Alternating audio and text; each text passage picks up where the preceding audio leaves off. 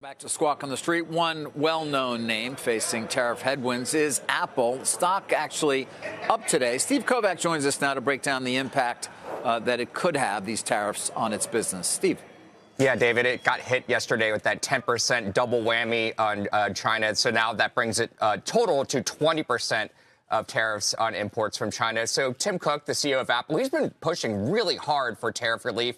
Late last month, he met with President Trump in the Oval Office. And a few days after that meeting last Monday, announced that $500 billion U.S. investment. That also includes some manufacturing down in Houston for artificial intelligence servers that were previously being made overseas. Now, a lot of analysts picked through that announcement and said most of that spending was likely in the cards already. But still, that wasn't the only offer Apple has made to Trump as for this tariff relief. Before that, there was that $1 million personal donation that Cook made for the inauguration fund. And of course, he attended the inauguration with all those other big tech executives. Cook, by the way, he kind of wrote the playbook for getting tariff relief from Trump back in the first administration. And analysts say, though, this tariff is in effect right now, and that first round of tariffs, just the 10%, would be a low to single-digit percentage hit to earnings. We'll have to see what they say for this round. No analyst notes on that yet. They're probably still doing the math on that. The big question, though, guys, is price increases. Apple hasn't really